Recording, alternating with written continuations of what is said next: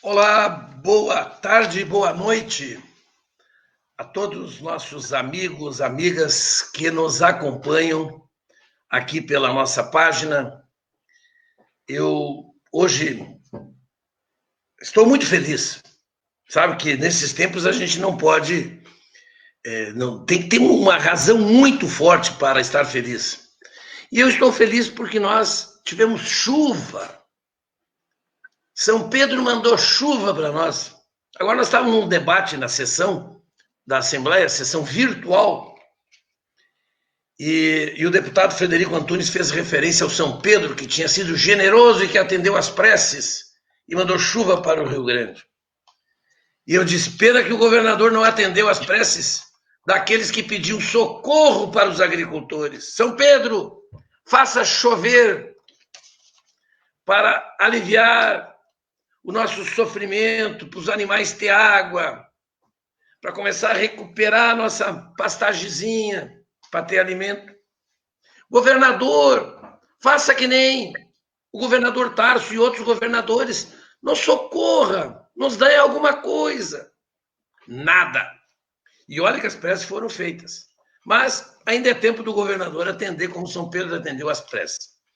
Feita essa primeira digressão aqui para ganhar um tempinho para as pessoas ir, né, entrando e conectando aqui conosco, já convido a todos para ir compartilhando, porque hoje nós teremos uma presença aqui na nossa página de uma pessoa muito especial, uma grande liderança do sindicalismo gaúcho brasileiro, a professora Helenir Aguiar Scherer, de Santana do Livramento, para o Brasil e para o mundo. A professora Helenir está à frente do maior sindicato que nós temos, um dos maiores sindicatos do Brasil, né, Helenir? E a luta tem sido muito difícil. Nós temos acompanhado. Eu sou deputado pelo terceiro mandato. Quando, no governo Tarso, eu me elegi, eu acabei indo para a Secretaria da Agricultura e não pude acompanhar o trabalho parlamentar naquele período. Mas depois, na oposição ao governo do PMDB e dos partidos todos de centro-direita que estão com o atual governo, porque saiu do Sartori e foi para o Eduardo Leite, mas, na verdade, continua tudo igual como dantes no quartel de Abrantes, tudo igual. Só a carinha que mudou. Um era mais rude, mais durão, assim, parecia um paizão duro. E o outro uma pessoa inteligente, habilidosa, faz um belo discurso, uma bonita aparência e tal, mas na essência, igual. É tanto que estão ali. PMDB, PSDB, PP, PTB e os outros partidos que dão sustentação e que formam 40 deputados ou 42 deputados, uma enorme base na Assembleia Legislativa. Nós estamos lutando, reagindo na resistência, mas é difícil. O ano passado, então, foi muito difícil. Foi muito difícil. E os tempos hoje são ainda piores, porque a cada ano pior. E hoje, agora, a Helenir estava me dizendo que acabaram fechando lá o acordo que estava previsto, que os governadores, ou a maioria deles, iria apoiar o presidente nos vetos que ele estava apondo ao projeto de ajuda financeira aos estados. E com isso, nós vamos ficar mais 2 anos sem recuperação da inflação nos salários dos nossos servidores estaduais e, em particular, os servidores da educação, que já amargam quase 6 anos, agora no final do ano vai fechar 6 anos, nós vamos ir para 8.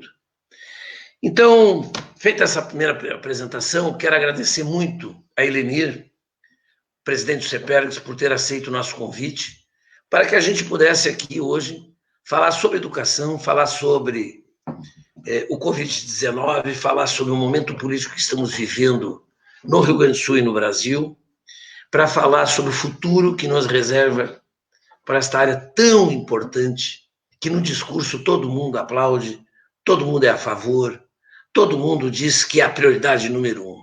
Mas na vida real é outra história e os bravos professores estão aí resistindo.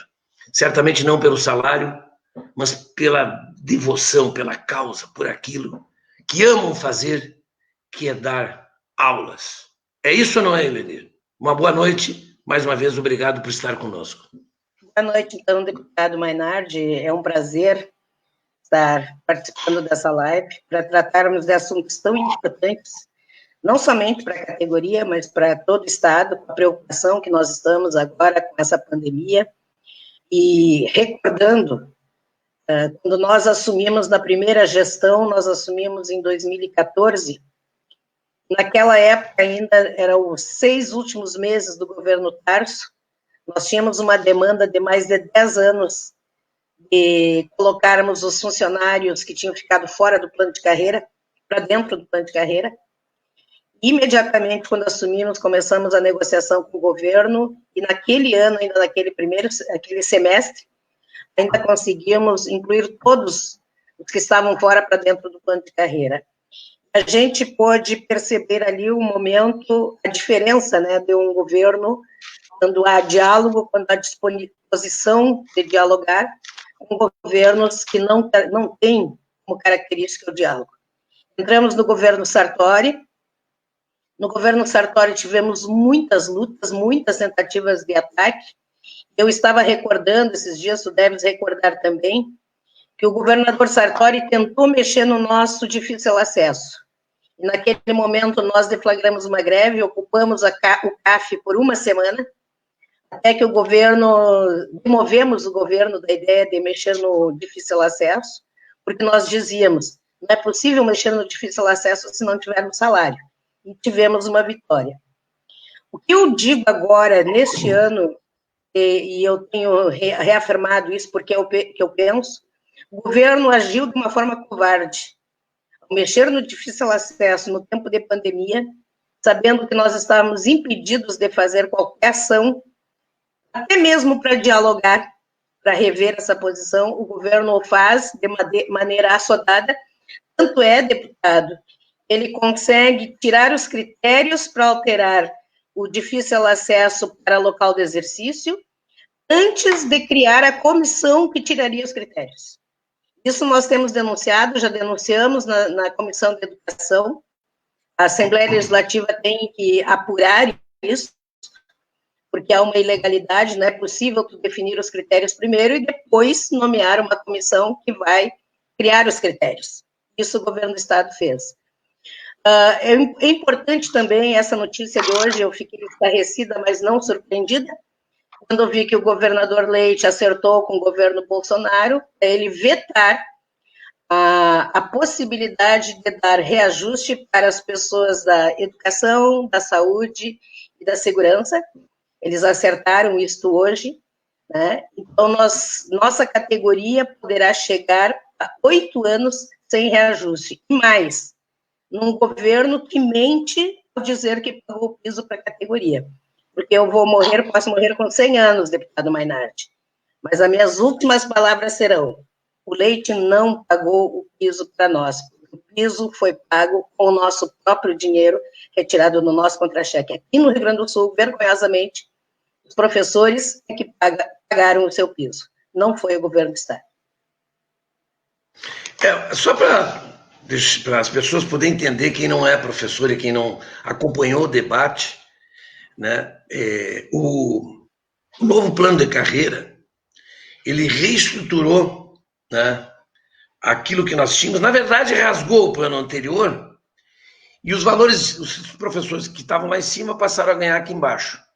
Fez isso aqui, ó, diminuiu as classes e os níveis. E com isso, ele fez com que, então, antes o professor recebia o piso com o completivo. Agora recebe o piso em função do reajuste que foi dado com o próprio dinheiro do professor. Quer dizer, os gastos em educação continuam em salários, deveriam continuar os mesmos, mas não são menos. tem uma economia para os cofres do Estado pelos cortes que ele está fazendo em relação a outras áreas. Por exemplo, o difícil acesso. Então, foi uma manobra que é um negócio impressionante. Agora, tu levantaste duas questões. Outro dia, uma professora entrou em contato comigo, me pedindo que eu fizesse alguma coisa, que nós denunciássemos na Assembleia, porque é muito difícil. Nós já tivemos várias vezes com o governador em reuniões e solicitamos para ele, mas não tem sensibilidade. A decisão está tomada e não volta atrás em relação ao difícil acesso.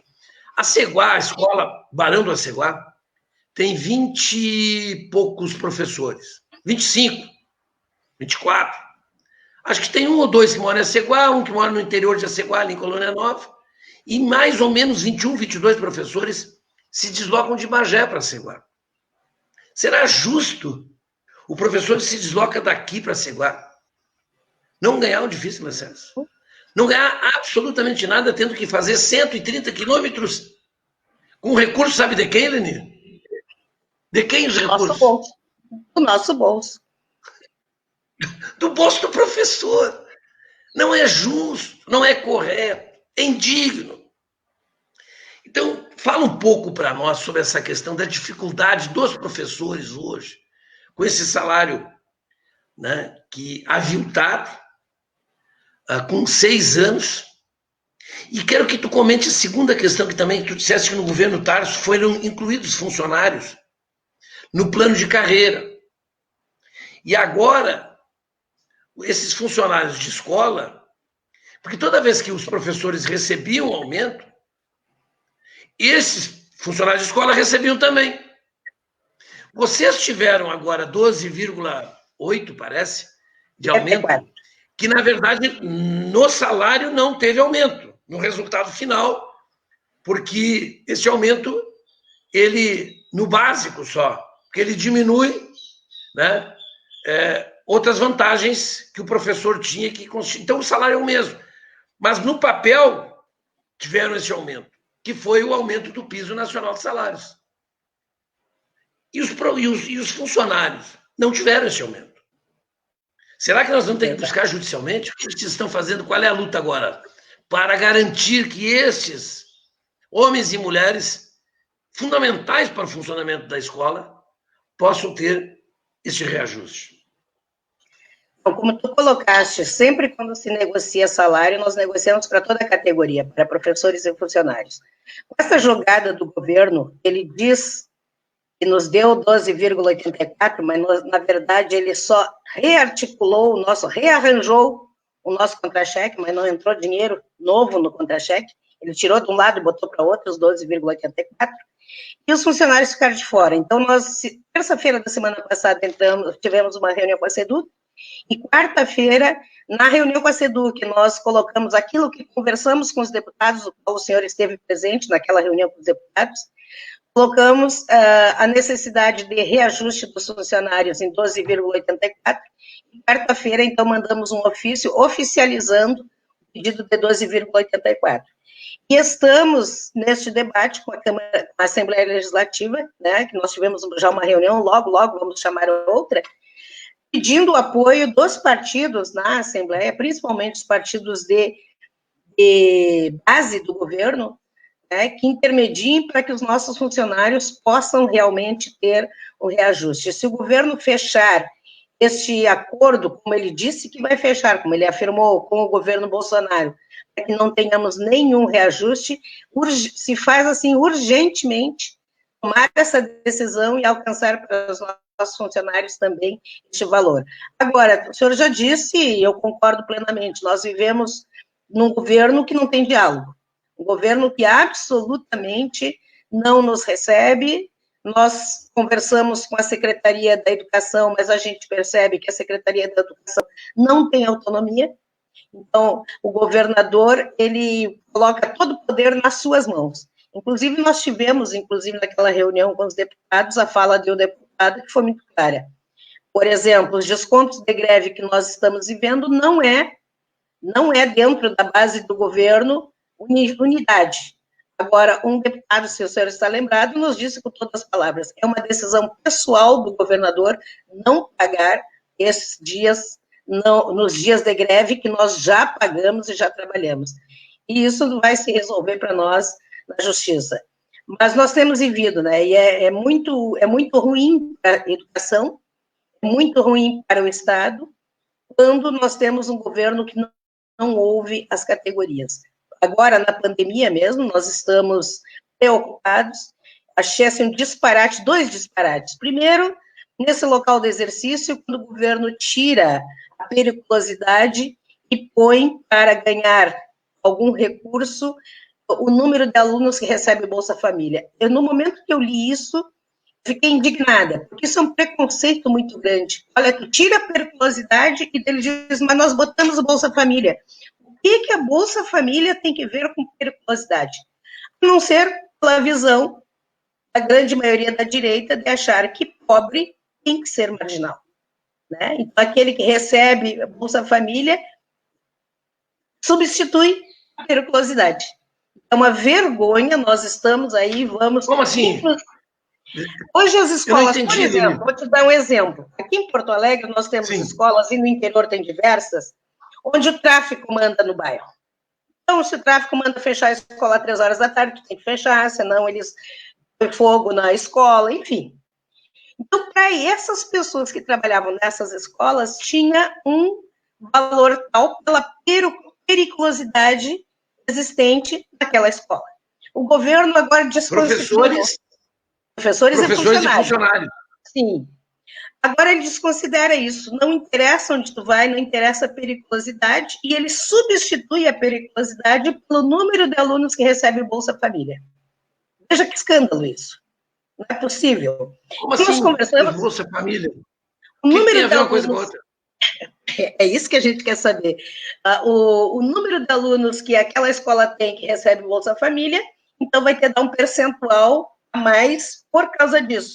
Agora, a periculosidade não te dá valor nenhum, e isso vai fazer com que professores que hoje estejam nessas escolas não queiram mais ir para lá, como vai ser o caso da Ceguá. Em outros estados, tem um valor que é dado pelo deslocamento dos professores. Está bem, não quer botar dentro do local do exercício? Cria-se o mecanismo de pagar pelo deslocamento dos professores e funcionários que fazem, porque a Ceguá é uma cidade pequena, não tem número de professores suficiente para que aquela escola possa funcionar, precisam vir de outras cidades. Então, no mínimo, teria que ter um valor pelo deslocamento para que valesse a pena e para que o professor e o funcionário não precisassem pagar para trabalhar. Agora, onde a gente fala isso? Nós temos procurado falar com a Assembleia, com a Comissão de Educação, com deputados que atendem o nosso chamado, porque, infelizmente, nós não temos um espaço para sentar com o governo e falar. Sobre escola. Escola, nós conhecemos. Escola, se eles quisessem fazer alguma coisa que realmente fosse justa, deveriam ter escutado, perguntado para o sindicato. Ao contrário, o CEPER sempre fez parte da comissão de difícil acesso, e agora, da comissão do local exercício, o governo nos retirou. Nós não temos mais representação para poder discutir essas coisas com o governo. Olha, eu recebi aqui nós estamos vendo aqui várias manifestações, e muitas a respeito do desconto para a Previdência dos professores aposentados. A Regina Quadros, que foi dirigente do CEPERGS. Abraço. A Maria do Rosário. Grande Regina. Um abraço aí para a grande Regina, companheira de muitas caminhadas. Está atenta aqui, certamente indignada com o que está acontecendo. A professora Maria do Rosário Bozano, a professora Vera Mendes Dias, todas essas, e outros falaram, da questão dos desconto para a Previdência. A Dejanira Souza, sobre a evasão escolar, que ela tem medo que possa acontecer a partir disso que nós estamos vendo hoje nas escolas. A Mariane Botelho Flores, Ricardo Cogo, enfim, não posso aqui listar todos aqueles que estão nos mandando aqui um abraço ou um cumprimento aqui forte né, para que a gente siga na luta.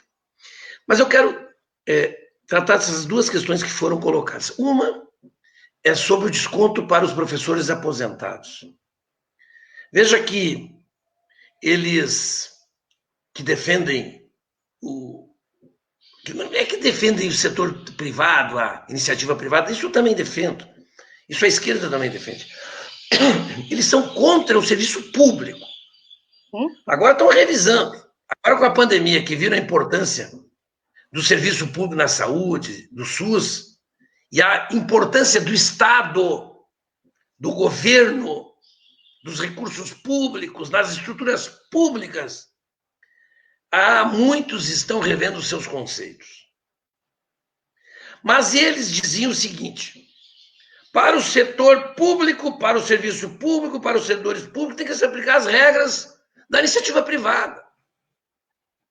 E aí o gozado é o seguinte: esses que sustentam isso, Elenir, foram os que implementaram e votaram favoravelmente na Assembleia aos descontos para os aposentados contribuir. Quer dizer, eles estão sofrendo desconto, estão contribuindo para a Previdência. A Previdência privada, o regime geral de Previdência, estabelece que quem ganha até o teto da Previdência, que é 6 mil quebradinhos, está isento do pagamento para a Previdência, não paga mais a Previdência. Pois o governador e seus aliados na Assembleia votaram favoravelmente, o governador encaminhou e eles votaram favoravelmente, a descontar 14%. Começa com um valor um pouco menor, mas a grande maioria é 14%. Tirar 14%, por exemplo, de um professor que tem 3 mil depois de uma vida, nós estamos falando de R$420. Para quem passou 6 anos, vai passar 8, sem reajuste, e ainda tira 420, tira 14% do salário. Isso é indigno. Num país que valorizasse a educação, deputado que vota uma matéria como essa, ou um governador que propõe isso, nunca mais poderia se eleger a nada. Essa que é a verdade.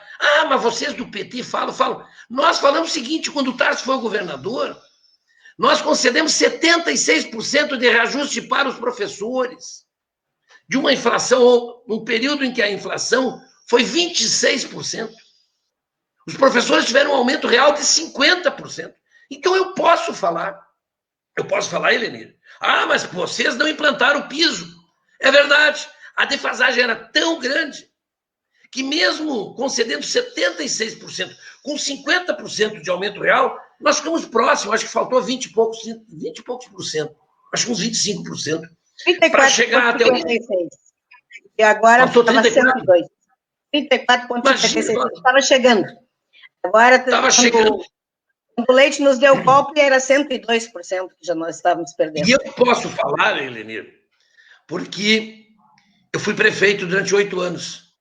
E as condições em Bagé, da prefeitura de Bagé, que eu administrei, permitiam. E nós fomos uma das primeiras, portanto, prefeituras a pagar o piso para o magistério. Entre outras tantas medidas, pagamos o piso. E sempre, anualmente, reajustamos pelo piso. Agora, o governo que está lá, que também é dos mesmos, não vai atrás, são os mesmos, né? Já não está pagando o piso também. E agora vai pegar dinheiro do governo federal e aí vai ficar mais 2 anos sem reajustar os salários também. Eles acham que os ajustes que tem que ser feito não é em quem não está pagando seus impostos, quem está isento.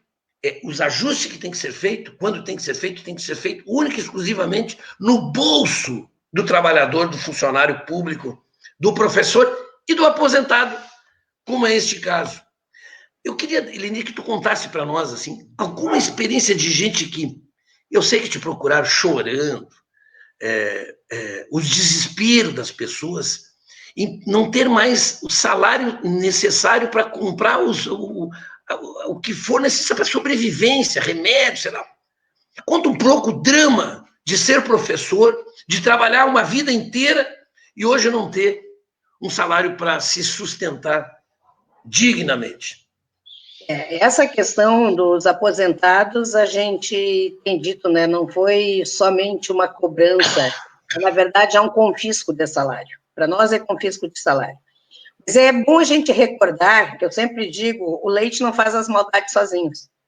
É bom a gente recordar que o Bolsonaro mandou uma emenda constitucional, a 103, para o Congresso, propondo que os aposentados pudessem contribuir até 20 anos com a Previdência novamente. Qual era a justificativa?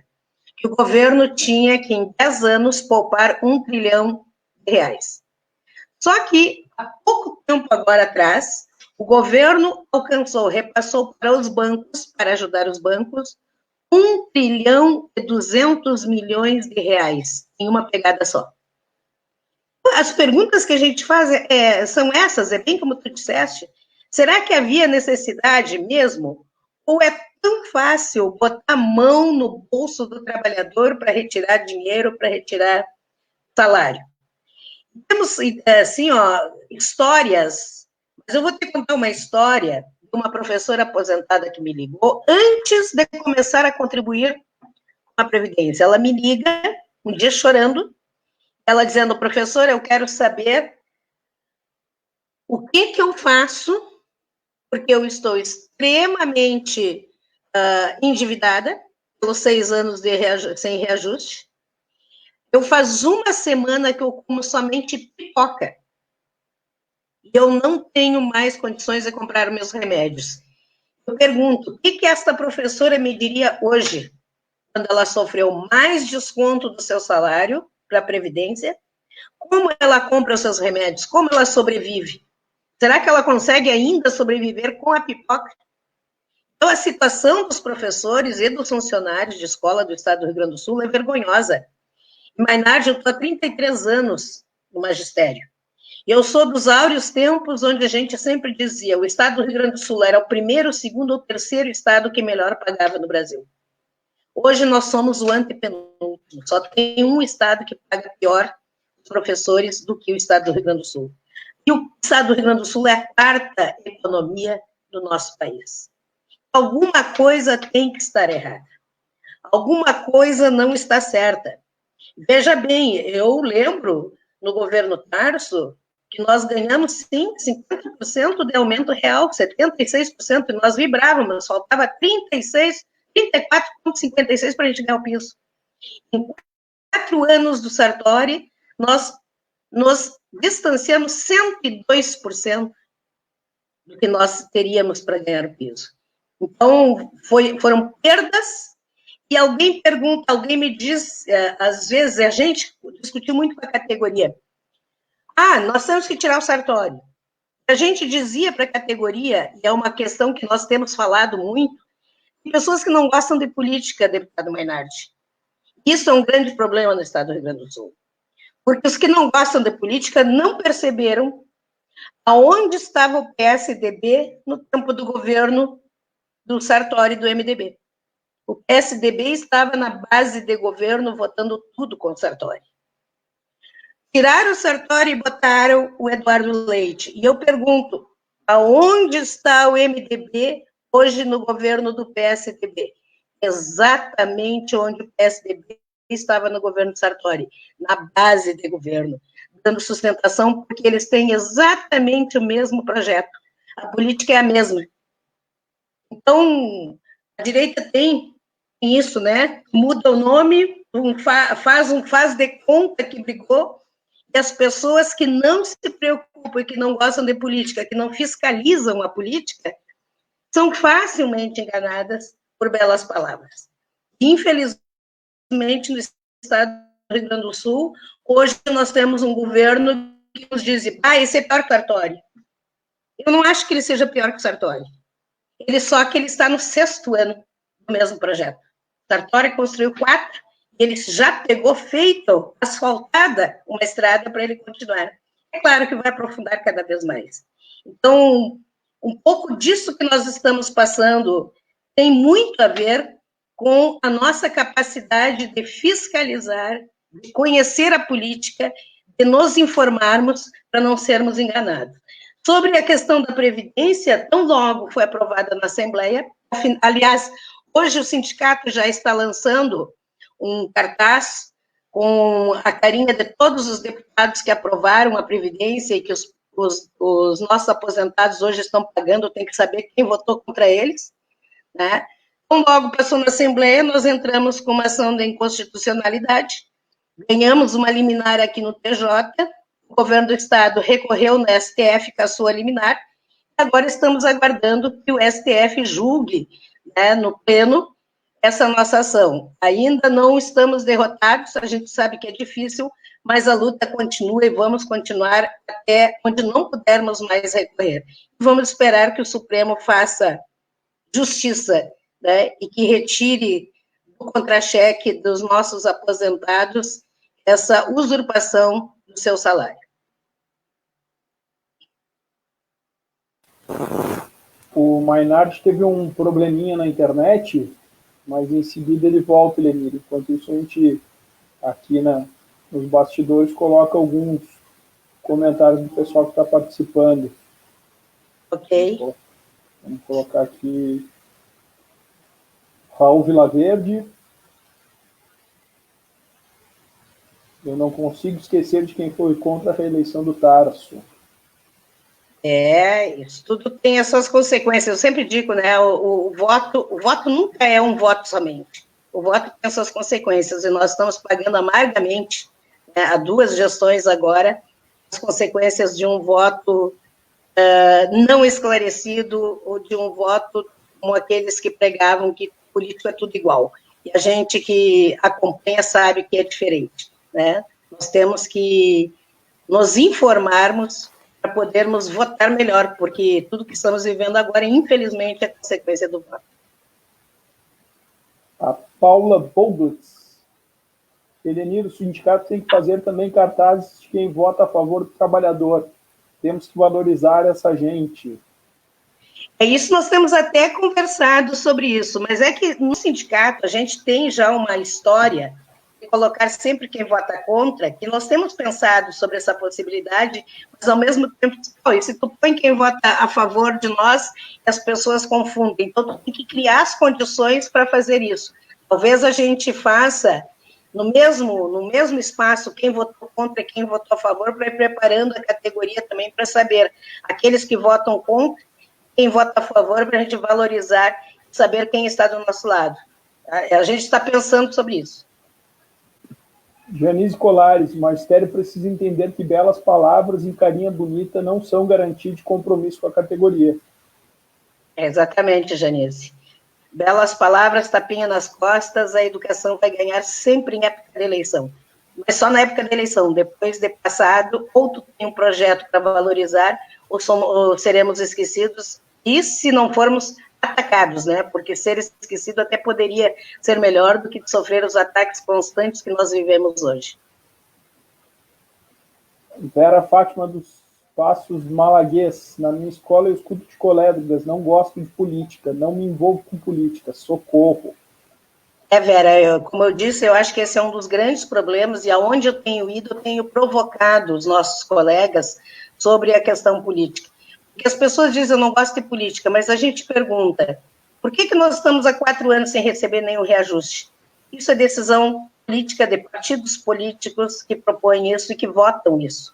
Por que os nossos aposentados estão pagando a Previdência? Porque partidos políticos propuseram, partidos políticos votaram, e a gente está pagando a conta. Então, tu dizer que tu não gosta de política, os maus políticos, aqueles que votam sempre contra nós, nos aplaudem em pé, porque a reeleição deles está garantida enquanto as pessoas não conhecerem a trajetória de cada um e cada uma que passam pela Assembleia, pelas câmaras, pelas prefeituras e pelos governos. No mesmo sentido, a Nádia comenta, né, que a despolitização da categoria nos levou a uma situação que vivemos hoje, e o João Ferrer, aqui tem uma pergunta sobre o retorno às aulas, Elenir, como o CEPERS está se posicionando sobre isso? Bom, o CEPERS tem tido um posicionamento muito firme em relação ao retorno às aulas. Eu ouço o governo falar que está elaborando protocolos para o retorno. Eu quero aqui conversar com os meus colegas, professores e funcionários, e também com os pais. Vocês imaginem, se o governo der máscara para todo mundo, álcool gel, higienizar as escolas. Eu pergunto o seguinte: nós teremos condições de manter os nossos alunos a 2 metros de distância entre eles? Primeiro, em sala de aula, o governo aumentou as crianças. Então, primeiro, teria que contratar mais professores e dividir as turmas em mais salas de aulas para ter distanciamento. Mas quem vai garantir que essas crianças não se aproximarão quando estiverem antes de entrar na escola? Quem nos garante que essas crianças não se aproximarão durante o recreio? Uma professora com 30 alunos, é impossível tu querer que essa professora garanta que eles mantenham o distanciamento de 2 metros. Quem garante que na saída da escola essas crianças não vão se abraçar, não vão estar juntas, rindo, brincando? Quem nos garante? E aqui eu peço para os pais fazerem um teste com seus filhos. Tentem manter uma criança de 7 anos 4 horas com uma máscara sem tirá-la.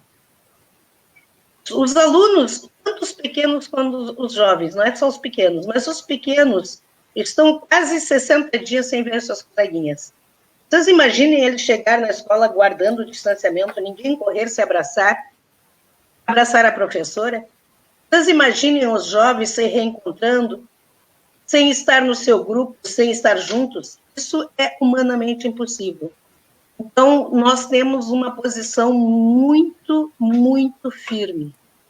As escolas não têm condições de retornar. As nossas crianças não têm condições de se manter 4 horas disciplinadamente com as suas máscaras. O governo vai ter máscara, inclusive, para que os alunos possam mudar de 2 em 2 horas. Luvas será alcançado para todos. A gente sabe, quem é da escola sabe a realidade da escola.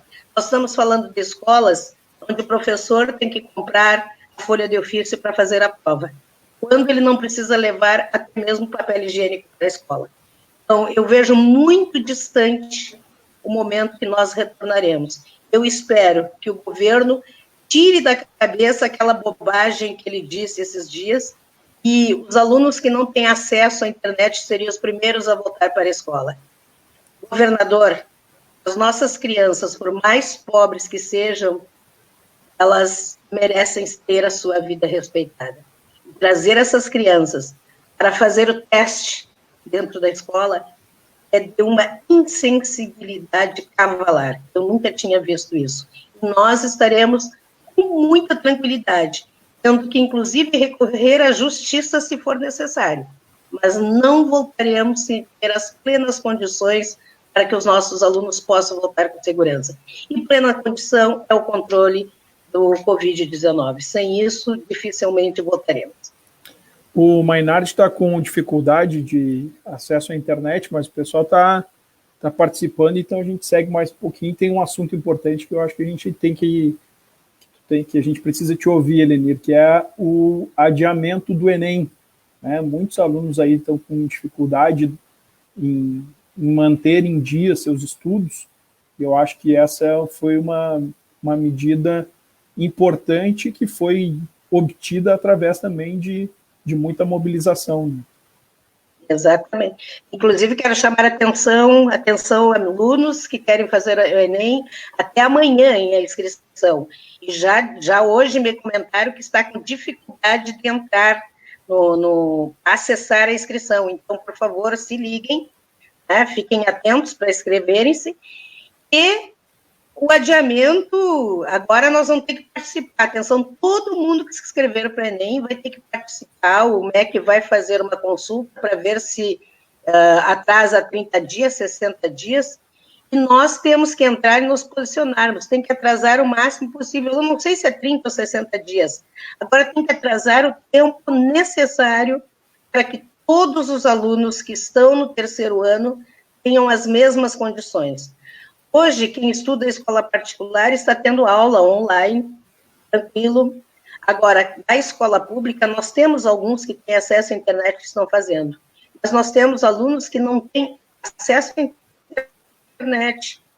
E os pais estão, ou os próprios alunos estão buscando o seu material para estudo na escola, e tem outros que a gente não tem nem acesso, eles não têm nem acesso à escola. Então, é extremamente desigual. A desigualdade será muito maior se esse Enem não respeitar o tempo, tanto dos alunos da escola privada, quanto dos alunos da escola pública. E a gente vai continuar nessa luta. Eu quero agradecer a todos os estudantes que se unificaram. Nós, trabalhadores da educação, estivemos juntos fazendo toda a pressão, tanto dentro do Congresso Nacional quanto no MEC, para que fosse adiado.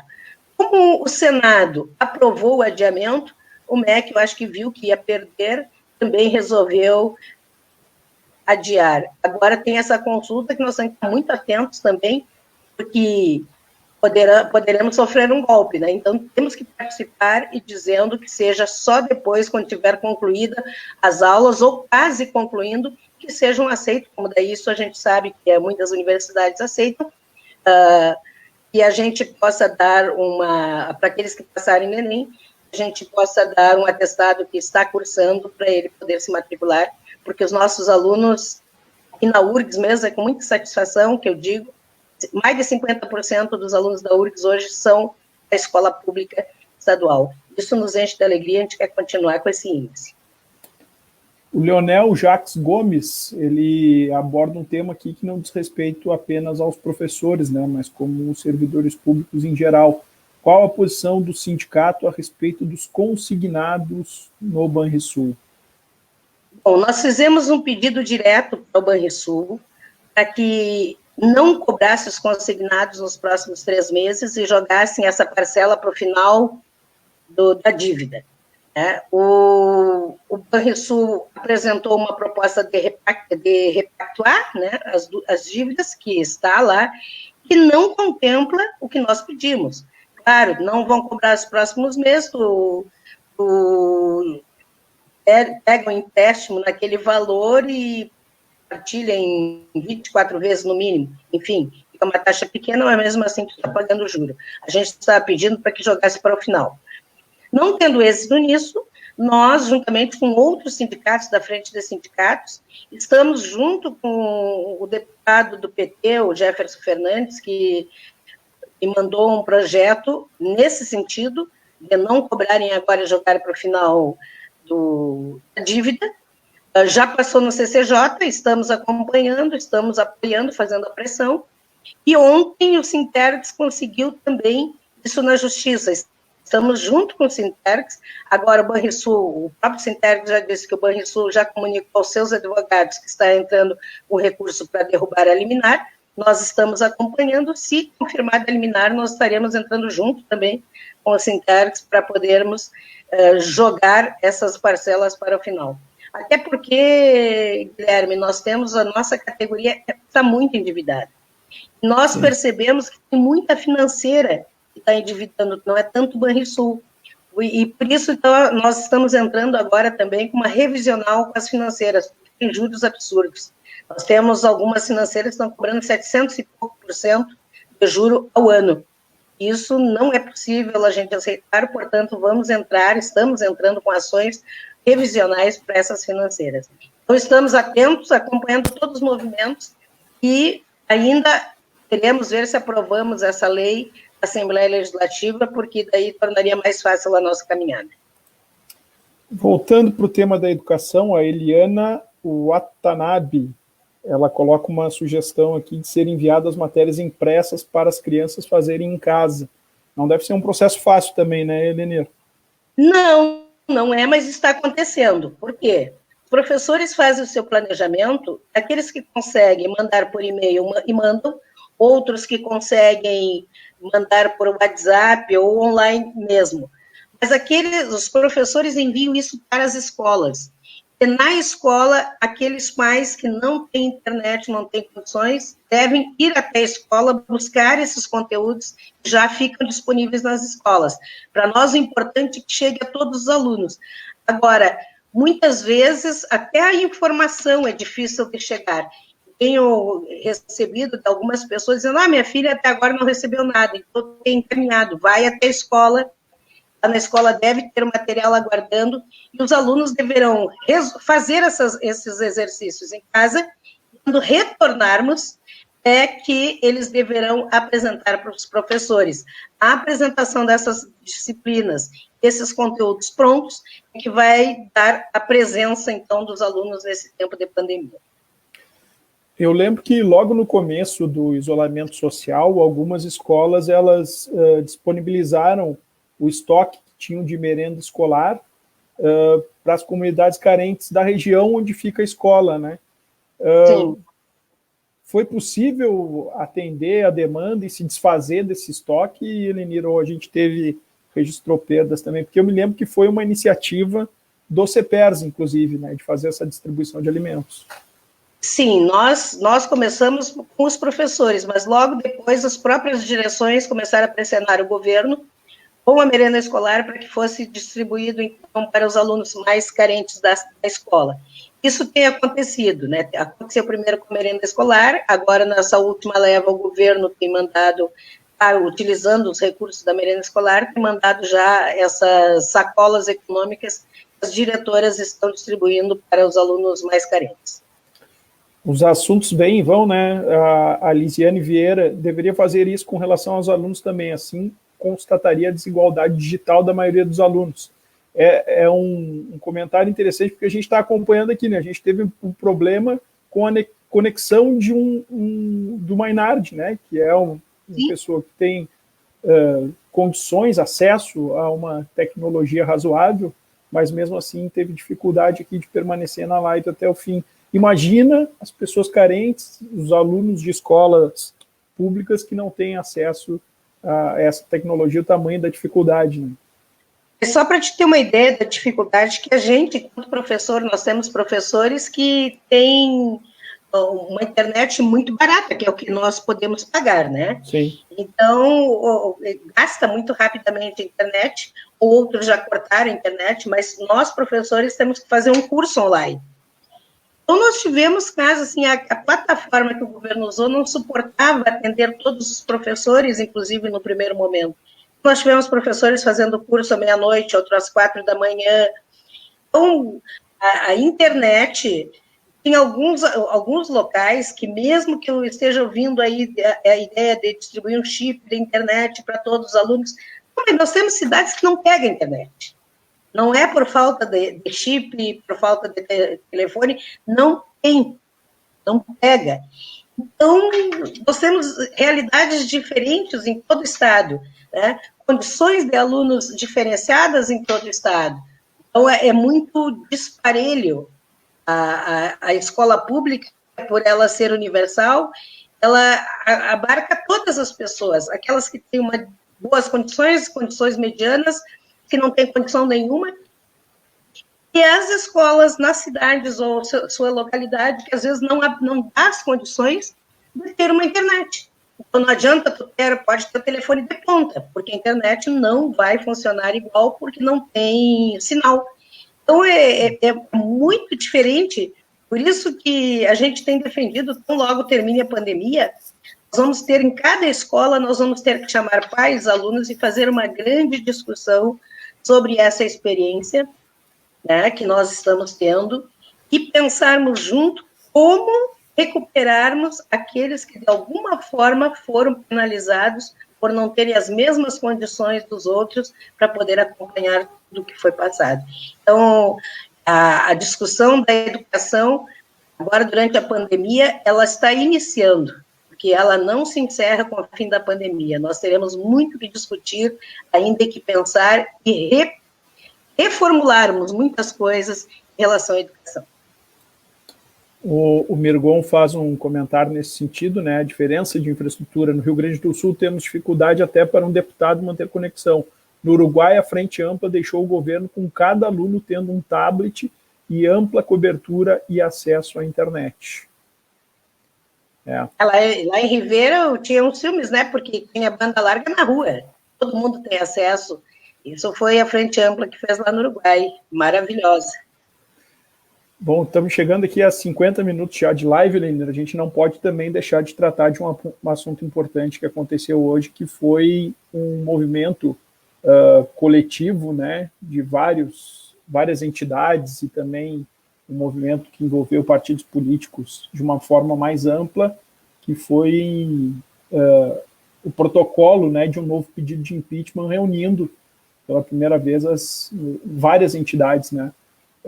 Queria saber se tu acompanhou esse movimento, se o CEPERS integra, e qual o teu posicionamento em relação, sendo uma liderança sindical, em relação a esse protocolo de impeachment do presidente Bolsonaro.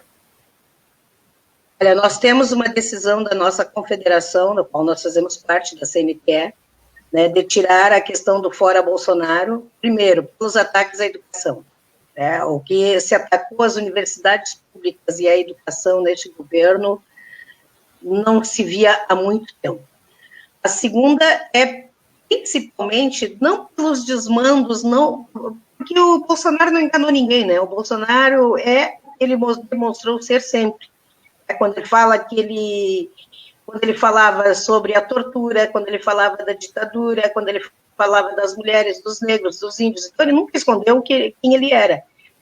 Agora ele chega às raias da loucura na questão da pandemia, né? Ele está demonstrando uma total irrelevância que tem a vida do povo brasileiro para o presidente. Eu acho que essas atitudes dele, tentando de todas as formas levar com que a economia não pare, nem que para isso pare a vida, né? Eu acho que ele já extrapolou todas as medidas possíveis e seria bom para o Brasil se ele fosse afastado. Então, eu acho que o Bolsonaro, apesar de ter sido eleito, ser eleito não quer dizer nada, porque as pessoas têm uma responsabilidade quando são eleitas. Algumas já saíram sem ter nenhuma irresponsabilidade, mas foram tiradas. Agora, este senhor já está mais na hora de sair e que tenhamos alguém que saiba realmente dirigir o nosso país e não nos envergonhe internacionalmente como esse senhor tem feito com o nosso país. Bom, Helenir, o Mainardi realmente acho que não vai conseguir voltar para, pelo menos, fazer a despedida. O pessoal do núcleo do CEPERS de Bagé está mandando mensagem, dizendo que está acompanhando a live. Um beijo para ele. Muito boa. Então, eu peço para que tu faça aí tuas considerações finais e te despeça aí do pessoal, agradecendo todo mundo que acompanhou essa live mesmo aí com o final, sem a presença do Mainardi. Bom, eu quero agradecer ao deputado Mainardi o convite, primeiro, Guilherme, agradecer a todos aqueles que participaram de uma forma ou outra da live, reafirmar o nosso compromisso com a educação, o nosso compromisso com os nossos alunos, o nosso compromisso com a comunidade escolar. Neste momento, onde tantas coisas nos desafiam, nenhum desafio é maior do que a luta pela vida. Nós temos um compromisso com a vida de todos aqueles que fazem parte da nossa comunidade escolar. Não volta às aulas sem termos plena certeza que nossas vidas não correrão perigo. Eu quero dar um abraço a todos, um abraço para a Regina, saudade de ti, Regina, quanto tempo a gente não se vê, e dar um abraço a todos e desejar uma boa noite, um bom final de semana. Obrigado, Helenir. Tchau, tchau. Obrigado a todos que acompanharam.